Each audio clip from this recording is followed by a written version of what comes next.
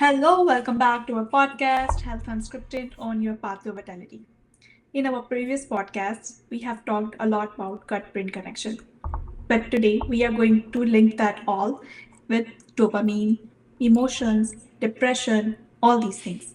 So, let's ask from Mr. Anil how all these things are related. Let's start with basics.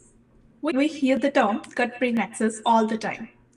Can you explain what it is in the simple terms and why this connection is so powerful? Mridula, thank you so much for joining me and hosting this. You are right, gut brain connection is heard a lot nowadays. People who are interested with their gut health, they must have come across that a lot. So basically, the brain, our brain, and our gut is very closely connected because gut is like the first part where we are eating, have to eat. So when the food comes in, toxins can come in, pathogens can come in, and the gut also has trillions of microbes, the gut bacteria, which is known as the microbiome. So lots is happening over there. So the brain needs Right. to know what's happening there. So they have a very close connection, gut brain connection. The nervous system is very closely connected. There is a nerve known as the vagus nerve. So that nerve is two-way nerve system. So the brain sends signals to the gut what to do, and the gut also sends signals to the brain that what's happening in the gut, and the brain responds and reacts according to that. If the situation in the gut is healthy, positive, happy, brain will be happy. And if the situation in the gut is not all that pleasant, there are some disturbances, inflammation going on, that can have an effect on the gut. And surprisingly, we may think that the signals from the main headquarters, the brain, would be maybe majority, and the signal from the gut would be very less. But actually, 90% of the information messages or the chatting is like a chatting going on non-stop. 90% is from the gut to the brain, and the brain only sends about 10% of the signal. So that's the gut brain connection or axis of communication So between it both of them. so it looks like the telemedicine to me, like two people are texting each other. Is very similar to that. Luckily, people, I think, Yes. give a pause, but over here there's no pause. It carries on Yeah. 24/7 from the moment you're born till the moment your body is functioning. So I want to dig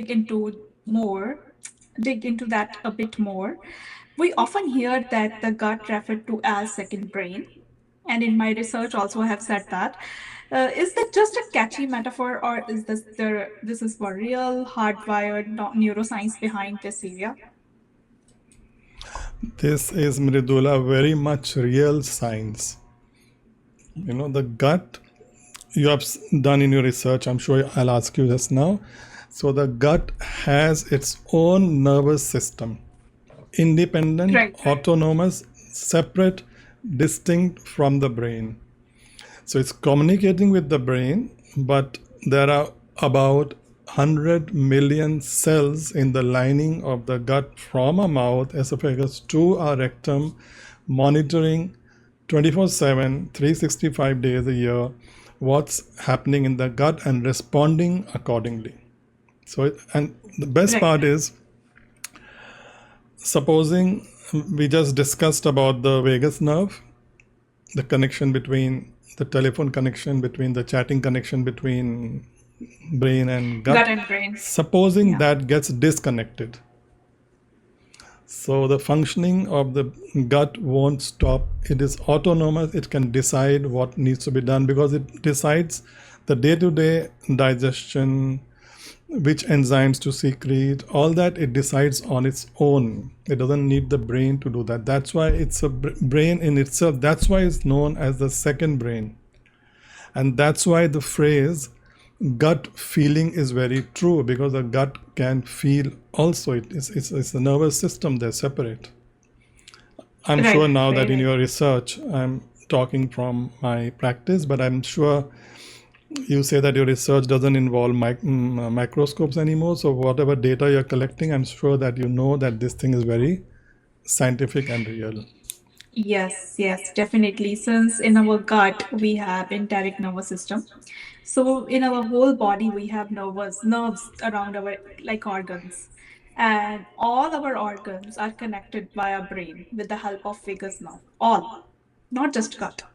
But gut is, of course, the second brain because its enteric nervous system is linked with microbes, immune system, everything we are doing, eating, putting directly into our mouth is going into our gut. And diseases, pathogens, immune cells, all signals are being linked to the enteric nervous system, which is present in the gut. So, how they are communicating with each other? So, there is a blood brain barrier, which is capillaries, which are a type of capillaries through which there are some molecules, very small molecules, which can cross that barrier. Those are communicating with each other, and that's how those signals are being sent to brain, and then it's working.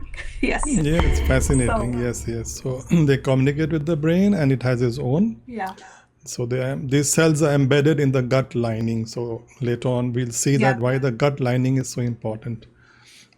yeah. Okay, good, nice. Yeah, so that's fascinating, though, yes, since we have talked about it. So, how exactly gut bacteria influence something as complex as our emotions or risk for the occurrence of diseases like Alzheimer, for example, which is neurodegenerative disorder? Yes. Okay, so I think we are coming close now to our topic, gut Yeah. emotion connection. Yes. So I think many people know nowadays that there are certain neuropeptides or small molecules of protein which influence our moods, like serotonin, the happy neuropeptide, we all know about it. So emotions are connected with the brain, so means serotonin will be being made in the brain for us to feel happy, or dopamine for feeling good, or GABA for to have less anxiety, feel relaxed. But surprisingly, the connection now is so close that 90% of the serotonin, the happy neuropeptide protein, which gives us that happiness feeling, is not in the brain, it's in the gut. Right. No? So that True, that's means, true, yes. yeah, so the gut also, imagine, has feelings. so, Yes. so And lower the serotonin in the gut, sad you are. yeah, so serotonin 90% is in the gut. Dopamine about 50% is made in the gut. GABA quite amount, small amount is made in the gut. So now if we go deep into this knowledge, okay, the serotonin made in the gut does not go to the brain, it remains in the gut, is needed for the gut for that happy feeling, Right. and also it's connected with motility, peristalsis, the movement. You see, if it's very slow, then there's constipation. So all that is part of Right. serotonin's role also. Yes. But if there's abundant serotonin, so the gut is happy, there is less inflammation. Inflammation is a very important factor for all, it's the root cause of diseases. So inflammation present because of low serotonin or low dopamine, that cytokine signal, cytokine, the signaling molecules affect the nerve, which affect the brain, and the brain then accordingly responds and makes its serotonin or dopamine. So that connection, it's the serotonin made in the gut remains in the gut, but the signals via the vagus nerve or via the bloodstream is sent to the brain. So it's very closely Yes. connected. So if I have gut problems, in short, Yes. digestion problems, and serotonin is made by special cells in the gut lining, but they precursors, they instructions comes from the gut bacteria. So Yes. if there is disturbance So, in the gut so bacteria, yeah, serotonin won't be made, yeah, and that will affect the brain and the moods, our moods. yes. So, according to the resources, Lanza's research, what's going on is the serotonin is a bigger molecule and it cannot cross the blood-brain barrier. The metabolites which are undergoing while forming the serotonin, those metabolites are triggering since they can cross the blood-brain barrier and they are triggering the enteric nervous system, and that is causing to like all the signals which is sent to the brain for the happiness. Yes, and Yes. that's how this connect. Yeah. So, so when the gut microbiome is out of balance, the precursor which converts to serotonin, I think, is 5-HTP, tryptophan, which is amino acid, which comes from food. So, if our food is not healthy or if it's not digested well, so serotonin is made less, and that's how the connection is there. That's what we want to tell everyone. The gut-brain connection is real. It's also biochemical. So sometimes what happens when in my coaching practice, sometimes when people come and they have this problem, right? They're feeling low, they're not happy, and sometimes people may mock or laugh at them that it's you who's causing the problem. You're thinking, you are the problem, not your physical body. So it gives them consolation when we tell them, no, your Yes. gut also plays a role there. It may not be Yeah. only your fault, your perception's fault. You may have ended up like that, but your gut has now been compromised. So don't feel bad. Physically try to solve your gut's problem so that you Yeah. get comfort and you can also then take care of yourself. So it's not that people just kind of tell them that that's your personality, you're a loser, you think like that in families. So the connection, the physiological biochemical connection is also true, and those gut microbes also play a role, the imbalance in the probiotics. Right. Right. So you mentioned brain diseases. So can you connect this specifically to something like Alzheimer's disease and how gut issues are related with the proteins which are related to Alzheimer's, such as amyloid or tau? So the was the exact word amyloid? Means there are two proteins. They are Yeah. the hallmark of checking neurodegenerative diseases. If they are present, means the person unfortunately is ended up with that dementia, Alzheimer. So yes, they will be doing the treatment, which is absolutely, they should do it. It's perfect. Coming to doctors, getting medication, but not to forget that often the root causes of diseases are ongoing inflammation. So now when the gut microbiome is out of balance, they make if there is any infection there, any pathogens or toxins coming in, having lots of synthetic stuff in the food, so that can aggravate the immune system, or it will aggravate, not can, because the immune system also, majority immune system is in the gut lining, monitoring. Okay. So that's got aggravated, and that will then release cytokines, signaling molecules, to inflammatory molecules to send signal to the body to take care or to recruit more immune cells if needed. So that inflammation, which I'm sure is a part of your research and study, molecules, when ongoing and overly expressed, everything happens through the genes in the cell. When they are overly expressed, they create this damage, oxidative stress and damage, and that is also passing into the blood-brain barrier, and the brain there also is under inflammation. So excess inflammation there makes this protein amyloid. So now amyloid is an antimicrobial defense protein in the brain to help. But anything, even good, whether it is water or oxygen, if taken excess, then what is required creates problems. So too much of amyloid protein when it's made, it cannot be degraded after the work is done. So it accumulates, a plaque is formed there, and then this problem starts. And same with the tau protein. Because of inflammation from the gut, it could be linked. Because often leaky gut, you must have heard, you can connect to our first session, or whichever session we did about the gut problems. So leaky gut, so systemic inflammation from the gut going into the body and brain, crossing the blood-brain barrier. And now tau protein, everything has a purpose. So tau protein is the structure for the nerves in the brain, nerve cells. So they become excess, misfolded because of inflammation, and then they can't be degraded.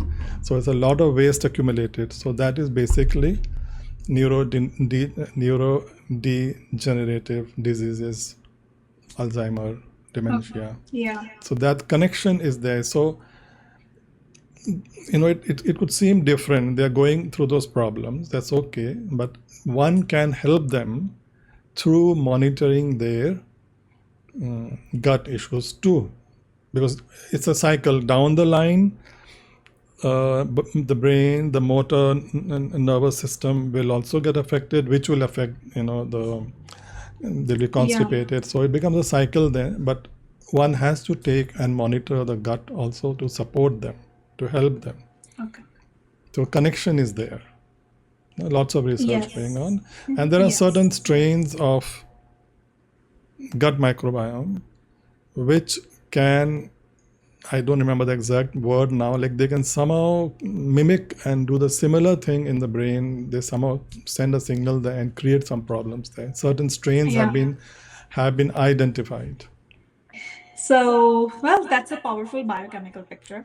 But I think it's important to acknowledge that the feelings of depression or being low can be very clearly come from the life stressors like trauma, grief, financial pressure, right? Or any difficult relationship, right? How do we reconcile that with this gut brain science? And isn't it reductive to say it's all about bugs? So yes, it is. This is very, very important for people who are listening. Like everything is interconnected, psychological and physiological. So till now we spoke about the physiological, but yes, people are under stress nowadays. Everyone. I think your last session you were talking about women fighting. So stress. Okay. So that everyone is was my stressed. fighting. I was telling about this fighting. Okay, so stress is, Yeah. could be relationships, could be uncertainty, could be financial problems. Can I pay the rent this month? So it is so real. So it is real, and it could It be is real. perceived. There could be loss of a family member out of death, or maybe someone has left someone and gone Right. away. So all these are real emotions which take time to heal. They are stressful. So here what comes into play is that is very true. But this also gets connected with the gut. So now hypothalamus pituitary adrenal gland, HPA, is a very close connection. So thoughts stressful, chemicals will be released, signals sent to the adrenal gland, and there the famous hormone molecule released, which is I think now circulating in everyone nowadays. Which one is it? Starting with C. Famous? Oh, cortisol. Cortisol. So which is supposed to be Yeah. fight I and was like, why flight. it is so famous? Popular one. It's with everyone. So fight and flight, but it's there 24/7. So 24/7 cortisol being released. Now cortisol also then enters the gut, and there it disturbs the gut microbiome, and Yes, it has an yes. effect on the gut lining, and it can become the permeability can increase, and cortisol will also involve the fight or flight, will involve the immune system. There will be inflammation present. So it's a cycle, and cortisol will also draw away the blood energy to legs or other organs, because digestion is not important that time, so that also affects less oxygen, will also hypoxia, will also affect the gut microbiome, gut status. So now this person is really suffering from emotional, which is, we have to accept, it is very true. But now that psychological situation has become a physiological situation, also chemical, biochemical also. So now what we just already spoke about, those chemicals will affect the brain further. Right. Serotonin, dopamine will be affected, GABA, there'll be glutamine, Of will be course. more. So it's Yeah. a double whammy. Like now the person is getting trapped into the thing, psychological problems, physiological problems. So they'll get more worried, more disturbed, because out of from all the stresses which they were having, a Yeah. new one has developed, the gut problem. Pain in the body is again from inflammatory molecules.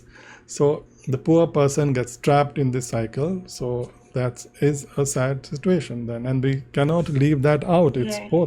both play a role. Both are interconnected.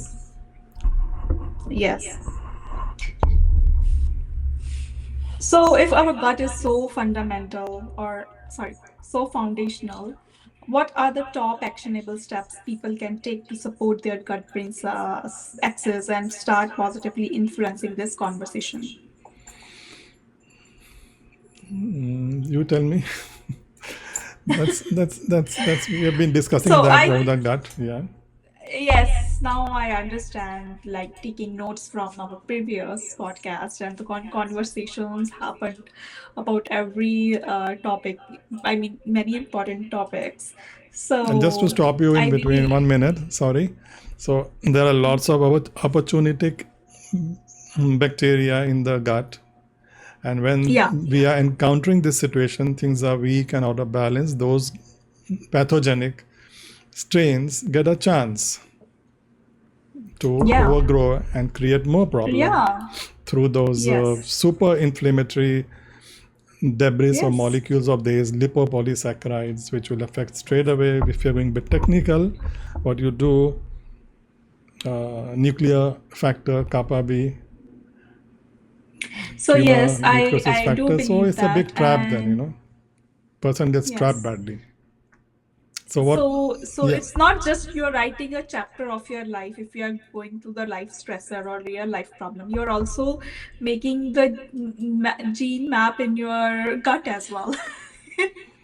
your Genome genes. map, microbiome map. You are mapping all those things as well at the same time. Yes, it's all getting affected. And I forgot when the gut microbiome. One aspect we were talking about the neuropeptides. We forgot one aspect. When the gut microbiome is happy, the food given to them is with abundant fiber. That's the main food they produce as a waste for us, but for them they produce short chain fatty acids, butyrate. From what they are eating, they produce that. That's Yeah, a waste, but yeah, that yeah. is key in healing the gut lining, and it is a very powerful anti-inflammatory molecule, suppressing the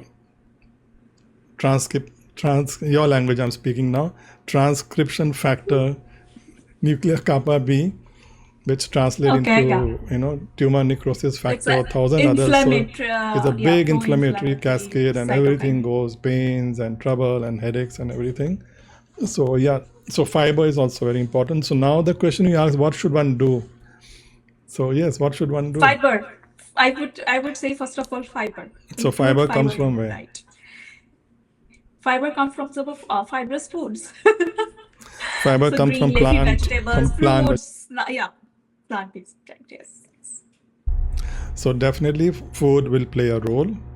And what else? Emotional management, I will say. That is very correct, but remaining within the gut, physiological food. And so before even we can eat health, gut is very bad, compromised. He won't be able to take in fiber because of SIBO, small intestine bacterial overgrowth. There will be more gas when when the bacteria get fiber at the wrong place at the beginning of the food coming in. So the first step we have to take is that they have to go wherever they need to go and get themselves checked up and remove the irritants which is causing the problem. It could be a pathogen, low grade pathogen causing problem. It could be some toxins coming in, and because of the situation going on, they could have developed food sensitivities, food allergies. So there's inflammation and immune system activation. So first is find the culprit and remove it. First step. Yes. Second Yes. step is to start refueling with healthy foods, lots of fiber, if they can handle it. Third step is to see that the gut microbiome is now coming into balance, maybe if supplements are needed, or fermented foods, right? So that's Right. the guts part. So that, constipation, that has to be taken care of. So first the gut has to be healed. It takes time. And then you were saying about lifestyle. So Yes, what can be lifestyle, I done was there? saying. Lifestyle. What does your Yeah, lifestyle, I would I don't think your say about lifestyle is microscope is going to help much over there. So what do we do with the lifestyle now? improve sleep cycle, first one, include exercise, eat timely, like I would say timely eating, like in intervals, like whatever time you manage as per your lifestyle. I think according to that. I think these three I can be able to think of right now. I think Yes, most important. in short, sleep has a very close connection with the gut microbiome and gut health. So that becomes very important. Yes. So less of your time on phone with reels and Netflix or Prime. And then, Yeah. so that is one thing. And the other thing is that most important thing is that we have to exercise plays a very important role. It increases our resilience, although it will release inflammatory molecules, but for a positive purpose to increase my resilience threshold will increase. Most important being to take care of my emotional triggers, which could be very real, but I can't let them just carry on because I'm getting those drips of cortisol circulating 24 hours. So have to Right. find ways of man, uh, managing them, handling them, responding to them best how I can, understanding otherwise I am destroying myself down the line. No? Right. Right. So it includes everything, but this I feel plays a very important role, that my perception or reality of my situation, to be able to understand it, handle it, maybe find ways of meditation or therapies to take care of that. If that Right. is Right. not taken care of, cortisol and other inflammatory markers are going to be there. My problem won't get solved with no matter how good food I eat. Although we saw physiological plays an important role, but this overrides my personal feeling. Right. So all has to be taken Right. care of. Nothing can be left out. Right. Okay, so this has been very insightful talk, I think, and thank you for making this complex science into simpler manner, like to make us understand all these things. And these are the practical tips which our listeners can take the notes from and they can work on themselves. So yes, thank you, Yes. and I really wish and hope, because I know some people, some youngsters also, they face such situations. We feel sad for them. Nowadays, even school age children could be going through these things. It's very sad. It's very real. Sometimes people mock and It's say true. that that person is depressed or is always low, but it's so real for them. They want to help, but they don't know how to help because it is psychological plus physiological. So I hope we could we have been able to shed some light on how behind the scene these things work chemically and psychologically, and they are able to take care of their health and be happy back Yeah. to everyone wants to be happy. Yes. Yes. Thank Okay, you. thank Thank you you. for this talk, Mr. Anil. And thank you for joining us. Stay tuned. We will bring new topics next time. Thank you so much. Stay tuned. Bye. Okay, thank you, Mridula, and everyone who are watching. Thanks for watching.